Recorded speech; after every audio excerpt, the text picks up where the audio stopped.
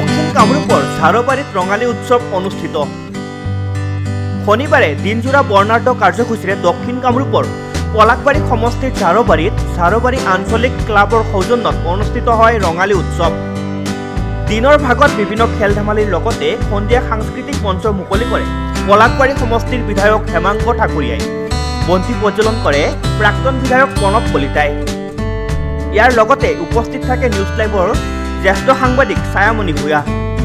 বিহুৰ সাংস্কৃতিক মঞ্চত বহুতো আকৰ্ষণীয় অনুষ্ঠানৰ লগতে কণ্ঠশিল্পী অংগৰাগ পাপন মহন্তৰ গীত চাবলৈ জনসমুদ্ৰত পৰিণত হয় আৰু অংগৰাগ পাপন মহন্তৰ ইটোৰ পিছত সিটো গীতে জনসাধাৰণৰ মন জয় কৰে।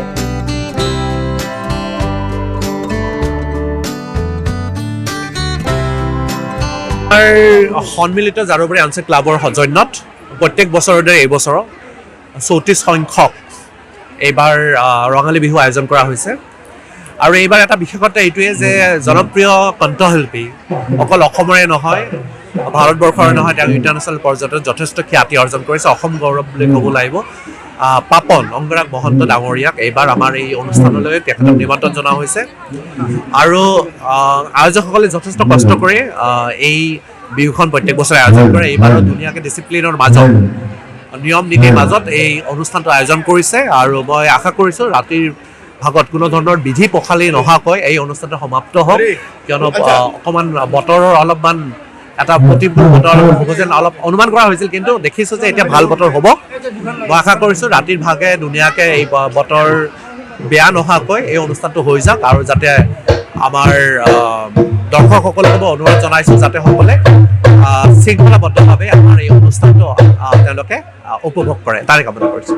ধন্যবাদ। এই আয়োজন আচলতে অভূতপূৰ্ব। প্ৰত্যেক বছৰে তেখেতসকলে এনেকুৱা ধৰণে নামী নামী আৰ্টিষ্ট মাতি আমাৰ ৰাইজক আমন্ত্ৰণ জনাইছে। এইবাৰো আমি আশা কৰোঁ এই বিহু মঞ্চৰ জৰিয়তে আমাৰ ৰাইজে অতি উৎসাহেৰে এই ৰঙালী বিহু উৎসৱটো পালন কৰিব। আশা কৰোঁ শান্তি শৃংখলা ভংগ নোহোৱাকৈ ধুনীয়া পৰিৱেশৰ মাজেৰে এই অনুষ্ঠান পাৰ হৈ যাব।